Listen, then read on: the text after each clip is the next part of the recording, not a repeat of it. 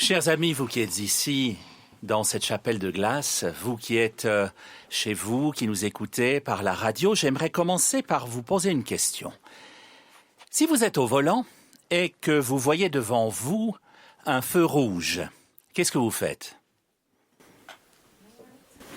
On s'arrête, j'espère bien, hein? Ah oui, ça peut coûter cher de passer au rouge, hein? Bon, et si le feu est vert, que faites-vous? Ah, on passe. Mais c'est moins clair. Si le feu est vert normalement, vous avez le droit de passer. La loi vous en donne le droit. Mais si au même moment, un groupe d'enfants s'élance sur la chaussée à la poursuite d'un ballon, qu'est-ce que vous faites? On s'arrête. Bah oui, j'espère bien. Pourtant, le feu est vert. Vous avez le droit de passer, en théorie. En théorie. J'aime bien cette phrase qu'on trouve ici et là sur Internet et qui dit « Un jour, je m'en irai vivre en théorie », parce qu'en théorie, tout est tellement plus simple. Mais en pratique, c'est autre chose, hein. Parfois, c'est théoriquement parfait, mais c'est parfaitement théorique. Et alors, quand le feu clignote au jaune, alors là, c'est carrément l'angoisse, hein. Faites l'expérience, chers amis, si vous êtes piéton et que vous passez devant un carrefour où les feux clignotent au jaune. Observez les automobilistes, ça vaut le détour.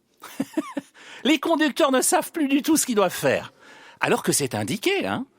Il y a un panneau au-dessus de chaque feu normalement qui indique ce qu'on doit faire si le feu ne fonctionne pas.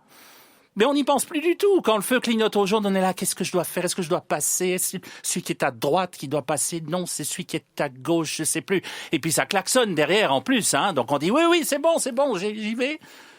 C'est l'angoisse quand les feux clignotent au jaune. Eh bien, avec Jésus, chers amis, les feux sont toujours au jaune clignotant. Alors je sais bien que les feux de la circulation étaient plutôt rares à l'époque de Jésus, on est bien d'accord.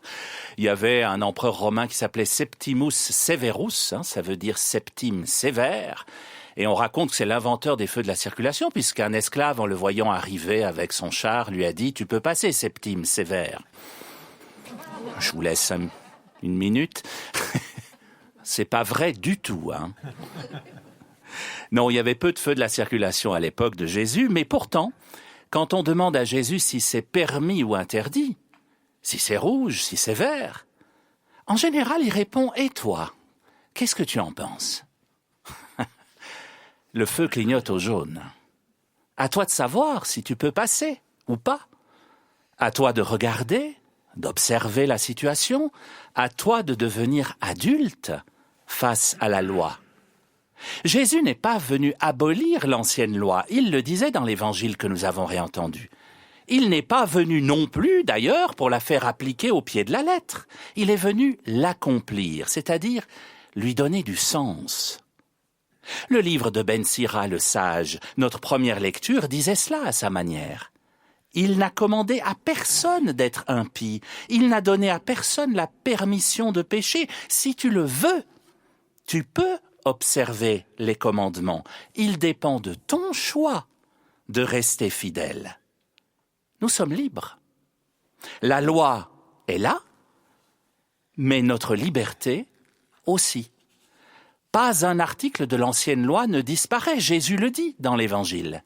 Le feu rouge ne disparaît pas, le carrefour non plus, les priorités non plus, les panneaux non plus, pas même le passage piéton.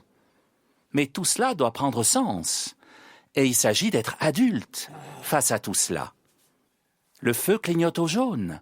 À toi de savoir ce que tu dois faire ou non. À toi d'observer, de réfléchir. À toi de te montrer adulte face à la loi. D'user de la loi d'amour. La loi d'amour, ce n'est pas de passer parce que c'est vert, au risque d'écraser un enfant qui court après son ballon. La loi d'amour n'est pas non plus, d'ailleurs, de forcer quelqu'un qui file à l'hôpital en urgence à rester devant un feu rouge qui est rouge depuis 20 minutes. Ça n'aurait aucun sens. On met les 4 feux clignotants, on regarde partout, on passe à 10 à l'heure s'il le faut, mais on passe. Dans ce cas-là, la loi d'amour, c'est appliquer la loi avec du sens, avec la liberté responsable et adulte. Liberté, oui, mais responsable. Je ne vais pas écraser l'enfant, pourtant c'est ma liberté, le feu est vert. Mais la liberté de l'enfant est supérieure à la mienne, en ce cas. Je ne vais évidemment pas l'écraser. J'agis librement, mais de façon responsable. La vraie liberté, chers amis, c'est lorsque la loi existante rend libre celui qui choisit de l'observer en connaissance de cause et en totale liberté. Celui qui devient adulte, responsable face à la loi. Et cela rend heureux, nous disait le psaume, qui disait aussi « Montre-moi comment garder ta loi, que je l'observe de tout cœur. » Montre-moi comment garder ta loi, que je l'observe de tout cœur. Observer la loi de tout cœur, et non au pied de la lettre, c'est important. Parce qu'observer au pied de la lettre, c'est retomber dans le dilemme feu rouge, feu vert, interdit, permis. Ça n'est pas être adulte, ça. Alors qu'observer la loi de tout cœur, c'est précisément être devant le feu qui clignote au jaune. Là, il s'agit de mettre tout son cœur à observer ce qui va être bon et juste et ce dont il faut s'abstenir. C'est une forme de sagesse. Et c'est exactement ce que nous disait Paul dans la deuxième lecture au sujet de la foi. C'est bien de sagesse que nous parlons, disait Paul, au sujet de celles et ceux qui sont adultes dans la foi.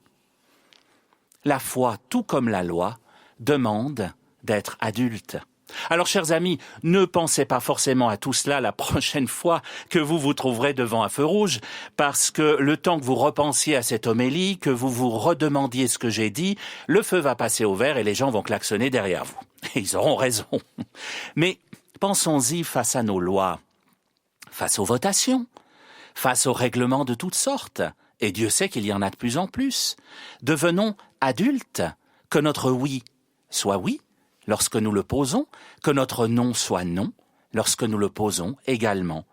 Tâchons d'appliquer ces lois pour le meilleur, mais jamais pour le pire. Autrement dit, un pour tous pour un, mais jamais chacun pour soi.